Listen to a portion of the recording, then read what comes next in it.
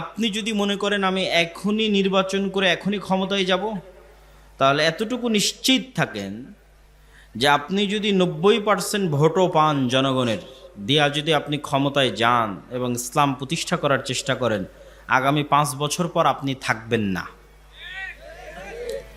এটা হচ্ছে যখনই আপনি শর্ট টার্ম পরিকল্পনা করে সামনে আগাবেন। মুসলমানদের সবচেয়ে বড় সমস্যা হচ্ছে মুসলমানেরা ক্ষণস্থায়ী স্বল্প মেয়াদী পরিকল্পনা করে, দীর্ঘস্থায়ী সুদূর প্রসারী কোনো পরিকল্পনা মুসলমানদের নাই। আমাকে এখনই ক্ষমতায় যেতে হবে, এখনই লক্ষ লক্ষ মানুষ ভোট দিয়ে আমি ক্ষমতায় চলে যাব, কিন্তু আমি এখনই লক্ষ লক্ষ মানুষের ভোটে ক্ষমতায় গেলে 5 বছর পর যারা ক্ষমতায় থাকবো না, এটা আমার মাথায় নেই।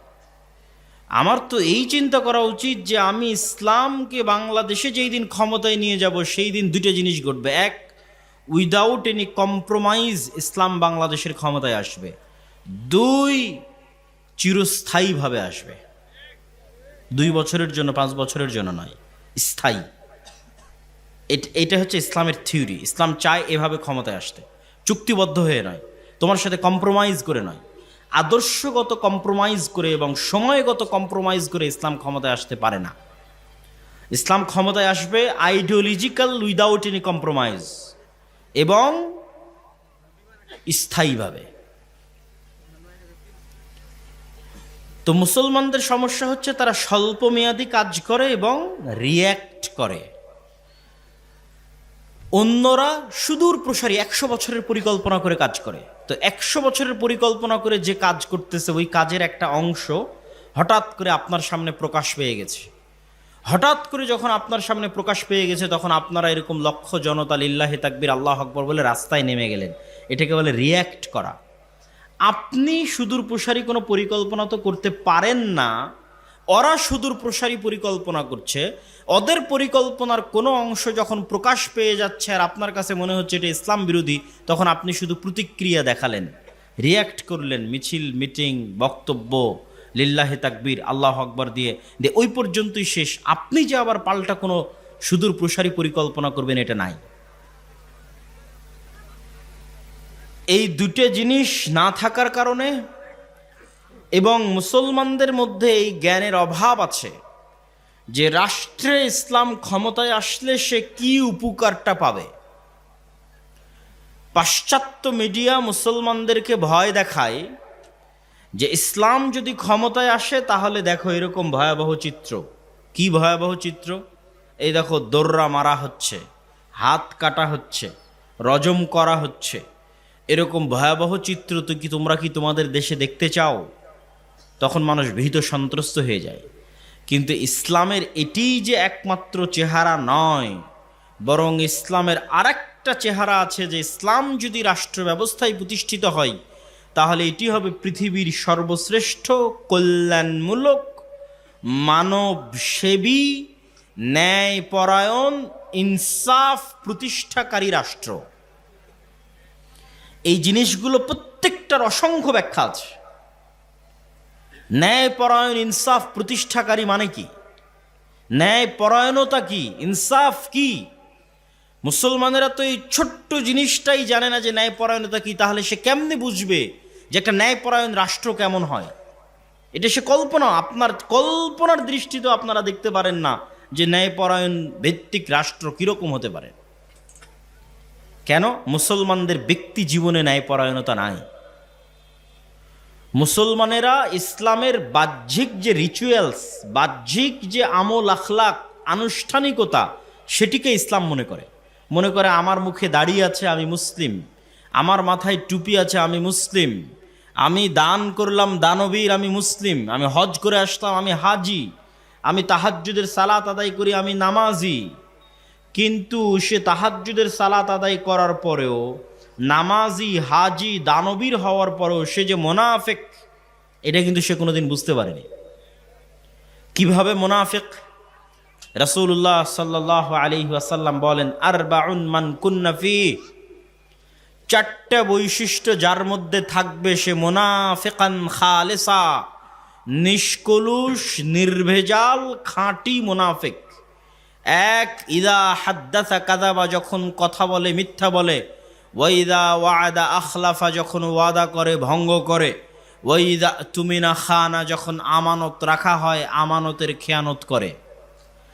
স্কুলের প্রিন্সিপাল, এই দায়িত্ব আমানত। মাদ্রাসার মুহতামিম, এই দায়িত্ব আমানত। ইউনিয়নের চেয়ারম্যান, এই দায়িত্ব আমানত। এমপি, মন্ত্রী, minister, OC, AC land, sub registrar, সচিব, প্রধানমন্ত্রী, প্রধান উপদেষ্টা, এই প্রত্যেকটা পদ হচ্ছে আমানত। কিন্তু আপনি বলেন গত 16 বছরে এমনও দুর্নীতিবাজ ছিল যে তাহাজ্জুদ গুজার। কথা বলেন না যে? এমনও দানবীর ছিল যে প্রশ্ন ফাঁস করে সেই টাকা আল্লাহর রাস্তায় দান করেছে। তাহলে সে কি বুঝেছে ইসলামকে? সে ইসলাম কি বুঝেছে? এটা বাহ্যিক আচার আনুষ্ঠানিকতার একটা দিন। আমি বাহ্যিকভাবে সালাত আদায় করব, হজ করব, উমরা করব, অতএব আমি মুসলিম। কিন্তু আল্লাহর নবী তো বলে গেছে সে মুনাফিক। কেননা তাকে যে প্রশ্ন রক্ষা করার দায়িত্ব দেওয়া হয়েছিল, ওই দায়িত্বের সাথে সে কি করেছে? খেয়ানত করেছে। তাহলে আল্লাহর নবীর কথা অনুযায়ী সে নিষ্কলুষ, নির্ভেজাল, খাঁটি মুনাফিক। তাহলে মুসলমানদের ব্যক্তি জীবনে ন্যায়পরায়ণতা নাই, তাহলে সে কেমনে কল্পনা করবে একটা ন্যায়পরায়ণতা ভিত্তিক শাসন ব্যবস্থা? আমাদের ব্যক্তি জীবনে ন্যায়পরায়ণতা নেই। রন্ধ্রে রন্ধ্রে আমাদের সমাজ এবং রাষ্ট্র ব্যবস্থার প্রত্যেকটা সেক্টরে দুর্নীতি তথা মুনাফিকি তথা আমানতের খেয়ানতে পরিপূর্ণ। কিন্তু গত 16 বছর এরকম প্রত্যেকটা জালসা, ইসলামী সম্মেলন, অনুষ্ঠানের প্রধান অতিথি, বিশেষ অতিথি এমন কোনো OC, AC land, sub registrar, MP, মন্ত্রী ছিল না যারা না দানবীর ছিল, না হাজি ছিল, না উমরাকারী ছিল, না সালাত আদায়কারী ছিল। এরকম কোনো না কোনো বৈশিষ্ট্য, না হয় মসজিদ কমিটির সভাপতি, না হয় মাদ্রাসা কমিটির সভাপতি, সেক্রেটারি, না হয় জালসার প্রধান অতিথি, না হয় সভাপতি। মানে এমন কোনো ইসলামী কাজ ছিল না যে ইসলামী কাজে সম্পৃক্ত তারা ছিল না, কিন্তু প্রত্যেকেই তারা নিজ নিজ দায়িত্বে আমানতের সাথে খেয়ানত করেছে, মানে তারা মুনাফিক। ঠিক আমি শুধু তাদেরকে গালি দিচ্ছি তা নয়, আপনারা এবং আমরা আমাদের ব্যক্তিগত জীবনে পরীক্ষা করতে পারি যে আপনার বাবা অথবা আপনি অথবা আপনার দাদা, আপনার বাবা তার বোনকে, তথা আপনার বাবা আপনার ফুফুকে, অথবা আপনি আপনার বোনকে বাবার সম্পত্তিতে ওই জায়গাটা দিয়েছেন যেই জায়গাটা কম দামি, পানিতে ডুবে থাকে, অথবা দেননি। কিন্তু আপনি তাহাজ্জুদ গুজার, আপনি হাজি, আপনি দাড়িওয়ালা, আপনি মাথায় টুপি, মাদ্রাসা মসজিদের কমিটির সভাপতি, সেক্রেটারি, মসজিদে প্রথম কাতারে, কিন্তু আপনি তো মুনাফিক। কেননা আপনি ন্যায়ের সাথে আপনার বোনের মুআমালাটা সমাধান করেননি, আপনার মধ্যে ন্যায় পরায়ণতা নেই, আপনি মুনাফিক।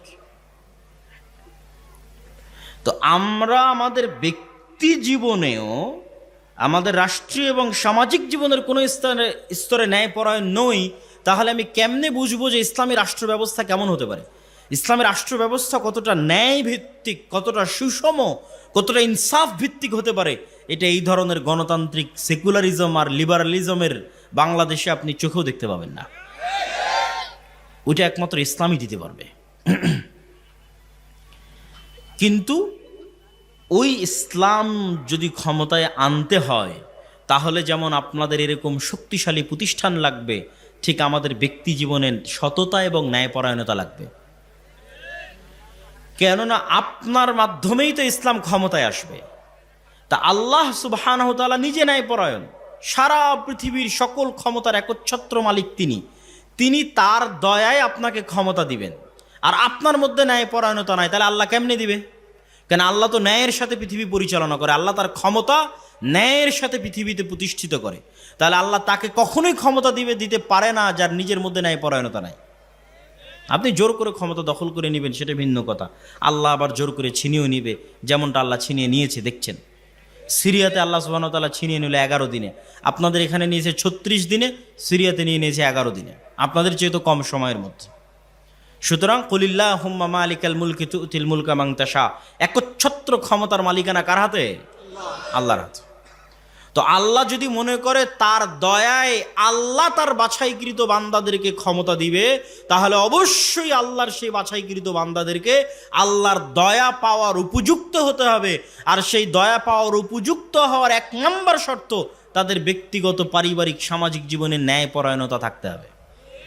তাহলে সে নেতা হতে পারবে। ন্যায়পরায়ণ এবং সত্যবাদী হওয়া ছাড়া you can't be a leader. আপনি আল্লাহর দৃষ্টিতে নেতা হতে পারবেন না। আমাদের নবী মুহাম্মদ সাল্লাল্লাহু আলাইহি ওয়াসাল্লাম যদি সত্যবাদী না হতেন, ন্যায়পরায়ণ না হতেন, আবু সুফিয়ান কখনোই আল্লাহর নবীর হাতে ইসলাম গ্রহণ করতো না। 2 নম্বর মানুষের কাছে, দুর্নীতিবাজ মানুষের কাছে, মিথ্যুক মানুষের কাছে কেন আমি ইসলাম গ্রহণ করব? আবু সুফিয়ানও জানে যে মুহাম্মদ সাল্লাল্লাহু আলাইহি ওয়াসাল্লাম একজন সচ্চা, ন্যায়পরায়ণ, একনিষ্ঠ, আমানতদার মানুষ। সে তার দাবিতে সত্যবাদী, এটা আবু সুফিয়ানও জানে। সুতরাং আল্লাহর নবীর মতো ফ্রেশ হৃদয় ছাড়া, মানে সাফ অন্তর, যে অন্তরে কলুষতা নাই, অন্যের প্রতি অন্যায় নাই, মিথ্যা নাই, এরকম সাফ হৃদয় নিয়ে যখন আপনি সালাতে দাঁড়াবেন, হজ করবেন, দান করবেন, ইসলাম প্রতিষ্ঠার জন্য চেষ্টা করবেন, তখন আল্লাহর দয়ায় কিভাবে আল্লাহ আপনাকে ক্ষমতা দিয়ে দিবে আপনি বুঝতেও পারবেন না। আজকে আফগানিস্তানে যারা ক্ষমতায় এসেছে, তাদের ক্ষমতায় আসার সবচেয়ে বড় সিক্রেট হচ্ছে ন্যায়পরায়ণতা। ক্ষমতায় আসার পরের দিনে আমিরুল মুমিনিন বলে দিয়েছে, যতজন যত জায়গায় দায়িত্বশীল আছে তাদের কারো সন্তান সরকারি চাকরি করতে পারবে না। কি ভয়ঙ্কর ন্যায়পরায়ণতা! যে যতজন যত জায়গায় পদাধিকার বলে দায়িত্বশীল আছে, তাদের কারো সন্তান কি করতে পারবে না? সরকারি চাকরি করতে পারবে না। এর নাম ন্যায়পরায়ণতা। তারা নিজেদের মধ্যে ন্যায়পরায়ণতা প্রতিষ্ঠা করেছে, আল্লাহ তাদেরকে ক্ষমতা দিয়েছে। আর আমরা বাঙালি মুসলমানেরা যেহেতু 190 বছর ব্রিটিশদের গোলাম ছিলাম, ফলত আমাদের রক্তের মধ্যে মিথ্যার দুর্নীতি মিশে আছে। এই যতক্ষণ আমরা এই মিথ্যার দুর্নীতি থেকে নিজেকে মুক্ত না করতে পারবো, আপনি বিদেশে যান, আমেরিকায় যান, ইউরোপে যান, বাঙালিরা সেখানে গিয়েও মিথ্যা কথা বলতেছে। সেখানকার সরকার, গভর্নমেন্টের কাছেও অতিরিক্ত ফায়দা, অর্থ ইনকামের জন্য মিথ্যা বলতেছে। তখন লজ্জায় মাথা নিচু হয় যে যেই জাতি খ্রিস্টানের কাছে, ইহুদির কাছে 1 টাকা বেশি পাওয়ার জন্য মিথ্যা বলতে পারে, সে কখনোই স্বাধীন হতে পারে না। তার ভাগ্যে জিল্লতি এবং গোলামি আছে, জিল্লতি এবং গোলামি তাকে বহন করতে হবে। অপমান এবং দাসত্ব আছে, বহন করতে হবে। আপনি স্বাধীন তখন যখন আপনি সত্যবাদী এবং ন্যায়পরায়ণ। বাংলাদেশে গণতন্ত্র কেন কাজ করে না, আর আমেরিকা এবং ইংল্যান্ডে গণতন্ত্র কেন কাজ করে? আমেরিকা এবং ইংল্যান্ডের প্রতিষ্ঠানগুলো শক্তিশালী, আর বাংলাদেশে যেই ক্ষমতায় আসে সে বিচার ব্যবস্থা, পুলিশ, আইন ব্যবস্থা সবগুলোকে নিজের পকেটের মধ্যে ঢুকিয়ে ফেলে। ফলত সবাই মেরুদণ্ড বিক্রি করে দেয় টাকার কাছে, নারীর কাছে। যত ওসি, ডিসি, এসপি, মন্ত্রী, সচিব আছে, কারো মাজা সোজা নয় যে সত্যবাদী হবে, ন্যায়পরায়ণ হবে, এটা না, বিক্রি হয়ে যায়। তাহলে আমরা যতক্ষণ না একটা সত্যবাদী, ন্যায়পরায়ণ প্রজন্ম তৈরি করতে না পারবো, যারা টাকার কাছে মাথা নত করবে না, ক্ষমতার চাপের, প্রেশারের কাছে মাথা নত করবে না, এরকম একটা প্রজন্ম তৈরি করলেই তো দেশ পরিবর্তন হয়ে যায়। কিন্তু মুসলমানেরা এই জিনিসটাই তো বুঝেনি যে ইসলাম মানে কি। তারা তো মনে করেছে ইসলাম মানে আমি বাহ্যিকভাবে নামাজ দেখাবো, দাড়ি দেখাবো, দান দেখাবো, এই ধোকার খেলা চলতে থাকবে। কিন্তু এটা যে মুনাফিকি, সেটা আজকে আমি আপনাদের সামনে প্রকাশ করে দিলাম যে এটা হচ্ছে মুনাফিকি। এই মুনাফিকি থেকে আমাদের বেরিয়ে আসতে হবে। সম্মানিত উপস্থিতি, তাহলে আমাদের জন্য করণীয় কি? আমাদের জন্য 2টা করণীয়। যে কারণগুলো তুলে ধরলাম সেগুলো তো তুলে ধরলাম, 2টা করণীয় বলি। 1, নিজের দিনের উপর কট্টর হওয়া ছাড়া আপনি প্রকৃত স্বাধীনতা কখনোই পাবেন না। নিজের দিনের উপর কট্টর হওয়া মানে আপনার পাশের দেশ, এখান থেকে 2 কিলোমিটার 5 কিলোমিটার পরে ভারত। আপনারা সবাই জানেন যে হিন্দুত্ববাদ একটি স্পষ্ট ভ্রান্ত মতবাদ। এইরকম স্পষ্ট ভ্রান্তির উপরে তারা কতটা উগ্র, কতটা অ্যাগ্রেসিভ, কতটা কট্টর, কল্পনার বাইরে।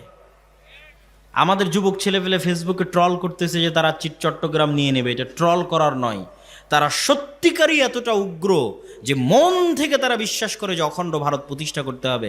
চট্টগ্রাম, রংপুর, গাইবান্ধা, রাজশাহী, খুলনা, বরিশাল, ঢাকা, এগুলো সব তাদের লাগবে, মন থেকে বিশ্বাস করে। ভ্রান্তির উপর থাকার পরও কি পরিমাণ কট্টর হতে পারে! গুজরাতের কসাই 2002 সালে হাজারো মুসলমানের রক্ত যার হাতে রঞ্জিত, তাকে পৃথিবীতে কেউ জঙ্গি সন্ত্রাসী বলে নিষিদ্ধ করতেছে না, সে বহাল তবিয়তে প্রধানমন্ত্রী। আর মুসলমানেরা কোথায় একজনকে গ্রেফতার করেছে, তাই সারাদিন সারা পৃথিবীকে বুঝাতে হচ্ছে আমরা খুব ভালো, আমরা সেকুলার, আমরা সংখ্যালঘুদের গুরু নিরাপত্তা দিই, ডট ডট বলতে বলতে মুখের ফেনা তুলে দিচ্ছে, তাও দুনিয়ার কেউ বিশ্বাস করে না। কেননা তারা বেশি সেকুলার, মুসলমানেরা বেশি সেকুলার। তাদের এক গালে যদি আপনি মারেন, তাহলে এরা আর এক গাল পাতি দিয়ে বলবে এই গালটা তো মেরে নাও।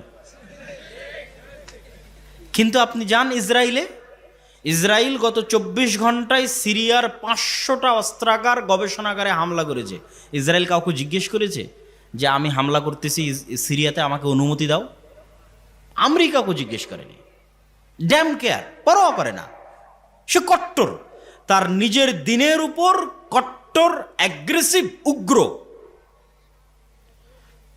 যে 500টা জায়গায় বোমা হামলা করতে পৃথিবীর কোনো দেশকে জিজ্ঞাসা করার প্রয়োজন মনে করে না, হেজিটেশন ফিল করে না, দ্বিধা ফিল করে না। ওই ইহুদি জাতিকে আমি কাছ থেকে দেখে আসছি, যে 500টা জায়গায় আক্রমণ করতে দ্বিধা ফিল করে না, ও দাড়ি রাখতে দ্বিধা ফিল করবে? ওরা ওদের দিনের উপর এরকম কট্টর, ড্যাম কেয়ার। ওরা দাড়ি রাখার সময় পরোয়া করে না কে জঙ্গি বলবে, কে সন্ত্রাসী বলবে। কিন্তু আপনি আপনার সমাজ, আপনার আশপাশ পাড়া প্রতিবেশী দাড়ি রাখতে চান, হাজারবার চিন্তা করবেন আমাকে কি করবে, আমাকে ফাঁসিয়ে দিবে, মামলা দিবে, এই সেই ডট ডট, অনেক কিছু। এটাকে বলা হয় কলোনিয়াল মাইন্ড সেট আপ। ঔপনিবেশিক দাসত্ব এবং গোলামির একটা ধারা আমরা আমাদের রক্তের মধ্যে বহন করতেছি, আমাদের ব্লাডের মধ্যে। আমরা মানসিকভাবে এখনো স্বাধীন হতে পারি না। এই জন্য আমাদের অজান্তে যে আমার সামনে ভালো ইংরেজি বলে সে একজন স্মার্ট, যে ইংরেজি জানে না সে স্মার্ট নয়। আমাদের অজান্তে যে প্যান্ট শার্ট পরে সে স্মার্ট, যে পাঞ্জাবি দাড়ি টুপি পরে সে স্মার্ট নয়। কিন্তু আপনি ইংল্যান্ড থেকে বের হয়ে স্পেন যান, ইতালি যান, ফ্রান্স যান, বিমানবন্দরে পর্যন্ত ইংরেজি নাই। বিমানবন্দরে পর্যন্ত ইংরেজি নাই। মানে কেন? ওরা জাতিগতভাবে আমাদের চেয়ে মানসিকভাবে স্বাধীন। সে পরোয়া করে না কেন আমি ইংরেজি শিখব, তাকে আমার ফরাসি ভাষা শিখতে হবে। এইরকম মানসিকভাবে তারা উগ্র এবং স্বাধীন। তাহলে আপনার পার্শ্ববর্তী দেশ তার দিনের উপর কট্টর, উগ্র এবং অ্যাগ্রেসিভ এবং ড্যাম কেয়ার, পরোয়া করে না। তারপরে ইসরায়েল তার নিজের দিনের উপর কট্টর, অ্যাগ্রেসিভ, পৃথিবীর কাউকে পরোয়া করে না। অসংখ্য খ্রিস্টান কান্ট্রি, তাদের ওই সমস্ত দল ক্ষমতায় আসতেছে যারা ডানপন্থী কট্টর। তাহলে এত এত কট্টরের মধ্যে আপনি সেকুলার হয়ে বাঁচতে পারবেন না। সেকুলারিজম দিয়ে আপনার বাংলাদেশের স্বাধীনতা টিকবে না, বলে দিলাম। কেননা আপনাকে শুধু কম্প্রোমাইজই করতে হবে, কম্প্রোমাইজই করতে হবে, আপনাকে কেউ বিশ্বাস করবে না। আপনিও যদি বাঁচতে চান, বাংলাদেশের স্বাধীনতাকে রক্ষা করতে চান, আপনাকেও আপনার দিনের উপর ড্যাম কেয়ার হতে হবে। আমি আল্লাহর নবীর সুন্নাতের অনুসরণ করি, কোরআন এবং হাদিসের আইন বাংলাদেশে বাস্তবায়ন করি, কার কি করার আছে করে নাও। যখন এরকম ড্যাম কেয়ার হবেন, বাংলাদেশ স্বাধীন, একদিনে স্বাধীন, 24 ঘন্টায় স্বাধীন। এবং এই স্বাধীনতা চিরস্থায়ী, স্থায়ী স্বাধীনতা। আপনাকে তেলাতে হবে না, তেল দিতে হবে না, কম্প্রোমাইজ করতে হবে না, বুঝাতে হবে না, প্রেস ব্রিফিং করতে হবে না, একদিনে স্বাধীন হয়ে যাবেন। এবং আপনারাও যদি আপনাদের ব্যক্তি জীবনে প্র্যাকটিস করেন, ইহুদিদের দেখে শিখেন, তারা অভিশপ্ত। আল্লাহ সুবহানাহু ওয়া তাআলা বলেছেন তারা অভিশপ্ত। কোরআন মাজিদে আল্লাহ বলেছেন গায়রিল মাগদুবি আলাইহিম ওয়ালাদ-দালিন, এই ইহুদিরা অভিশপ্ত। কিন্তু আপনি ভয়ঙ্করভাবে আশ্চর্য হবেন, তারা একটা অভিশপ্ত জাতি হওয়ার পরেও সারা পৃথিবীর মানুষকে ইহুদিরা শিখালো ছেলে হোক মেয়ে হোক দুটি সন্তানই যথেষ্ট। আপনি আমাকে একটা ইহুদি ফ্যামিলি বের করে দিবেন যার একটাই সন্তান অথবা দুটোই সন্তান। প্রত্যেকটা ইহুদি ফ্যামিলির 4টা 5টা 6টা 7টা করে সন্তান। এই জন্য ছোট যে কারগুলো আছে, কারগুলো তারা ইউজ করে না। তাদের জন্য বড় হাইস গাড়ি, নহা, যেটাতে 7-8টা সিট আছে, সেই গাড়ি লাগবে। কেননা ফুল ফ্যামিলি যেতে হলে ওই ছোট কারে তো হবে না। এই জন্য বড় গাড়ি বেশি ইউজ করে। সারা পৃথিবীতে ইহুদিরা এই সুদি কারবার প্রচলন করে রেখেছে। কোনো ইহুদির সাথে সুদি লেনদেন করে না, অথচ সারা পৃথিবীর সুদি কারবারের কন্ট্রোল তাদের হাতে। কিন্তু ওরা নিজেরা কখনো সুদি কারবার লেনদেন করে না। সারা পৃথিবীতে LGBTQ সমকামিতার মতো ভয়ঙ্কর অপরাধ গুনাহ শিখানোর জন্য কোটি কোটি টাকা তারা ব্যয় করতেছে, কিন্তু প্রত্যেকটা ইহুদি স্কুলে LGBTQ নিষিদ্ধ, এবং সেটা পরোয়া করে না যে এটা আমি নিষিদ্ধ করে রেখেছি তো কে আমাকে কি বলবে, এটা পরোয়া করে না। সম্মানিত উপস্থিতি, এই জন্য ওদের কাছে অনেক কিছু আপনার শিখার আছে যে নিজের দিনের উপর কি পরিমাণ কট্টর হতে হয়। আপনি বাংলাদেশ থেকে বের হয়ে আর একটা খ্রিস্টানের সাথে ঘুরলে আপনি চুল পরিমাণ ধাক্কা খাবেন না। আপনি দেখবেন যে ওই খ্রিস্টান 6 দিন 5 দিন কাজ করে যা টাকা ইনকাম করছে গার্লফ্রেন্ডের পিছনে, পাবে বারে, পাবে জুয়ায়, বারে মদে, উইকেন্ডে সাপ্তাহিক ছুটিতে শেষ করে দিচ্ছে। ফলত আপনার কাছে মনে হবে এটাই দুনিয়া। কিন্তু যখন আপনি একটা ইহুদির কাছে যাবেন, ইহুদির সাথে উঠা বসা করবেন, আপনি আশ্চর্য হবেন। আপনার হালালের চাইতে ওর হালাল খাওয়ার রেস্ট্রিকশন বেশি কঠিন। মদ শুকুর খাওয়া তো বহু দূরের কথা, ওর রেস্ট্রিকশনের জ্বালাতে আপনি টিকতে পারবেন না। আপনি বলবেন বাবারে আমরা কত বাছাই করি, তার চাইতে দেখি এরা আরো বেশি বাছাই করে। কি পরিমাণ কট্টর তাদের দিনের উপর। এমন কোন রেস্টুরেন্ট নাই যে রেস্টুরেন্টে একজন হুজুরকে নিয়োগ দেওয়া নাই, যেই হুজুরের কোনো কাজ নাই। একটাই কাজ, শুধু রান্নাটা হালাল পদ্ধতিতে হচ্ছে কিনা সেটা দেখবে। আপনাদের বালিয়াডাঙ্গি বাজারে যতগুলো রেস্টুরেন্ট আছে, মনে করেন প্রত্যেকটা রেস্টুরেন্টে রেস্টুরেন্ট মালিক একটা করে হুজুরকে চাকরি দিয়ে রেখেছে। হুজুরের কি কাজ? শুধু দেখবে যে রেস্টুরেন্টের রান্না কিভাবে হচ্ছে, হালাল অনুযায়ী হচ্ছে, ব্যাস। প্রত্যেকটা ইহুদি রেস্টুরেন্টে একজন করে রাবাই আছে। ডিমটা ভেঙে দিবে রাবাই, গরু মহিষ মুরগি জবাই করে দিবে রাবাই। পুরো নিয়ম কানুন ইহুদি ধর্ম অনুযায়ী পরিচালিত হচ্ছে কিনা তা দেখবে। কি পরিমাণ কট্টর হতে পারে। এই আলোচনা অন্য সময় করলে মানুষ বুঝবে না। এখন মানুষের বুঝার মতো মেধা এবং মানসিক প্রস্তুতি আছে, এই জন্য যে মানুষ জুলাই এবং আগস্ট এর যে বিপ্লবের যে প্রভাব মানুষের অন্তরে আছে, তা মানুষের মেধাকে প্রস্তুত করে রেখেছে এই আলোচনা শোনার এবং বুঝার জন্য। এই জন্য আগে কখনোই আমরা এই ধরনের আলোচনা করিনি, ভবিষ্যতেও আর করা হবে কিনা আল্লাহ সুবহানাহু ওয়া তাআলা ভালো জানে, পরিবেশ পরিস্থিতি কথা বলবে। তা আমি আপনাদের ধৈর্যচ্যুতি হওয়ার আগেই বক্তব্য শেষ করব। মানে এরকম মনে করিয়েন না যে খুব লম্বা আলোচনা হবে এবং আপনি অধৈর্য হয়ে উঠে যাবেন। আপনার ধৈর্য যতক্ষণ থাকবে, যেন ধৈর্য নষ্ট হওয়ার আগেই আলোচনা শেষ করতে পারি, সেটি আমার টার্গেট থাকবে। এই জন্য পিছনে যারা দাঁড়িয়ে আছেন এবং আশেপাশে যারা দাঁড়িয়ে আছেন, তারা একটু অন্তরকে বুঝ দিয়ে বসে পড়েন যে আপনাকে বক্তব্যের মাঝে উঠে যেতে হবে, আশা করি এরকম হবে না। আপনার যত তাড়া, সেই তাড়াকে মূল্যায়ন করে দ্রুত শেষ হবে। অতএব আমি সবাইকে বিনীত অনুরোধ করব, ডানে বামে পিছনে আপনারা বসে যান এবং বক্তব্যের মধ্যে কেউ ডিস্টার্ব করবেন না। সংক্ষিপ্ত কিছুক্ষণ আপনাদেরকে কোরআন এবং হাদিসের আলোকে ইসলামের সামগ্রিক বিজয় মানে, আমি ব্যক্তি জীবনে ইসলাম পালন করছি এটা একরকম, পরিবারে ইসলাম প্রতিষ্ঠা করছি এটা একরকম, আর পুরো রাষ্ট্রে ইসলাম প্রতিষ্ঠিত আছে, এটাই হচ্ছে ইসলামের সামগ্রিক বিজয়। তথা দেশের অর্থনীতি চলতেছে ইসলাম অনুযায়ী, দেশের রাষ্ট্র পরিচালিত হচ্ছে ইসলাম অনুযায়ী, দেশের বিচার ব্যবস্থা চলতেছে ইসলাম অনুযায়ী। রাষ্ট্র, অর্থনীতি, বিচার ব্যবস্থা, তিনটা বড় বড় অংশ একটা রাষ্ট্রের চলতেছে ইসলাম অনুযায়ী। মিডিয়া, সংস্কৃতি, বিনোদন, এগুলো চলতেছে ইসলাম অনুযায়ী। এটিকে বলা হয় ইসলামের সামগ্রিক বিজয়। তো অবশ্যই ইসলামের যে সৌন্দর্য আছে, এই সৌন্দর্য ততক্ষণ পর্যন্ত পরিপূর্ণরূপে ফুটে ওঠে না যতক্ষণ না ইসলাম সামগ্রিকভাবে পৃথিবীতে প্রতিষ্ঠিত না হয়। ইসলাম সামগ্রিকভাবে কোনো একটা দেশে, কোনো একটা পৃথিবীতে প্রতিষ্ঠিত হলেই ইসলামের সৌন্দর্যগুলো সেখানে ফুটে উঠবে। তো ইসলামের এই সামগ্রিক বিজয় কিভাবে সম্ভব? আপনাদের অনেকের কাছে শর্টকাট উত্তর থাকবে যে ভোটের রাজনীতিতে অংশগ্রহণ করলেই ইসলামের সামগ্রিক বিজয় সম্ভব। মানুষকে আমরা মোটিভেট করব যে ভোট দিতে হবে, আমাকে ভোট দিলে আমি ক্ষমতায় গিয়ে ইসলাম প্রতিষ্ঠা করব। আমি এই মতবাদের বিরোধিতা করছি না, কিন্তু আমি আপনাকে বুঝাতে চাচ্ছি যে এখন যারা ক্ষমতায় আছে তারা কি ভোটের মাধ্যমে ক্ষমতায় এসেছে? আসেনি। আর জুলাই আগস্টে যে ছাত্র জনতা মারা গেল তাদের বেশিরভাগই ছিল ধর্মকেন্দ্রিক, ধর্মপ্রাণ, যারা জীবন দিয়েছে।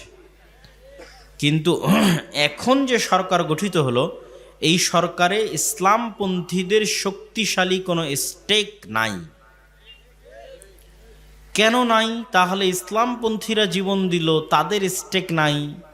তার কারণ হচ্ছে ইসলামপন্থীদের এরকম জনস্রোত আছে, লক্ষ লক্ষ ভোটার আছে, পঙ্গপালের মতো কোটি কোটি জনতা আছে, ভক্ত সমর্থক আছে। কিন্তু ইসলামপন্থীদের প্রতিনিধিত্ব করবে এরকম শক্তিশালী কোনো প্রতিষ্ঠান নাই, ইনস্টিটিউট নাই। সরকার যখন বিদায় নিল তখন অটোমেটিক যেখান থেকে ক্ষমতার শূন্যতা তৈরি হয়, ওই শূন্যতাটা রাষ্ট্রে এক্সিস্ট করে এরকম শক্তিশালী প্রতিষ্ঠানগুলো পূরণ করে। যখন স্বৈরাচার চলে গেছে তখন বাংলাদেশের সবচেয়ে শক্তিশালী প্রতিষ্ঠান বাংলাদেশ সেনাবাহিনী, তারা ওই শূন্যতাটা পূরণ করেছে। এরকম আরও অসংখ্য শক্তিশালী প্রতিষ্ঠান আছে, শক্তিশালী মিডিয়া প্রতিষ্ঠান প্রথম আলো, ডেইলি স্টার, শক্তিশালী অর্থনৈতিক প্রতিষ্ঠান ব্র্যাক, গ্রামীণ ব্যাংক, শক্তিশালী মানবাধিকার প্রতিষ্ঠান অধিকার। যাদের বাংলাদেশে শক্তিশালী প্রতিষ্ঠান ছিল তাদের লক্ষ লক্ষ কোটি কোটি পঙ্গপাল স্রোতের মতো ভোটার না থাকলেও রাষ্ট্রে যখন ক্ষমতার শূন্যতা তৈরি হয়েছে তখন ক্ষমতার শূন্যতা তারা পূরণ করেছে। জীবন দিয়েছে ইসলামপন্থী ছাত্র জনতা সাধারণ, আর ক্ষমতার শূন্যতা পূরণ করেছে ডেইলি স্টার, প্রথম আলো, ব্র্যাক, গ্রামীণ ব্যাংক, অধিকার ইত্যাদি অসংখ্য এনজিও এবং অসংখ্য অর্থনৈতিক, সামাজিক এবং মিডিয়া প্রতিষ্ঠান। কিন্তু মুসলমানদের প্রতিনিধিত্ব করবে এরকম শক্তিশালী কোনো মিডিয়া নাই, মুসলমানদের প্রতিনিধিত্ব করবে এরকম শক্তিশালী কোনো অর্থনৈতিক প্রতিষ্ঠান নাই, মুসলমানদের প্রতিনিধিত্ব করবে এরকম শক্তিশালী কোনো ইনস্টিটিউট নাই। তাহলে পঙ্গপালের মতো কোটি কোটি ভোটার থেকেও লাভ নাই। তার প্রমাণ হচ্ছে 5ই আগস্টে ইসলামপন্থীরা সরকার গঠন করতে পারেনি।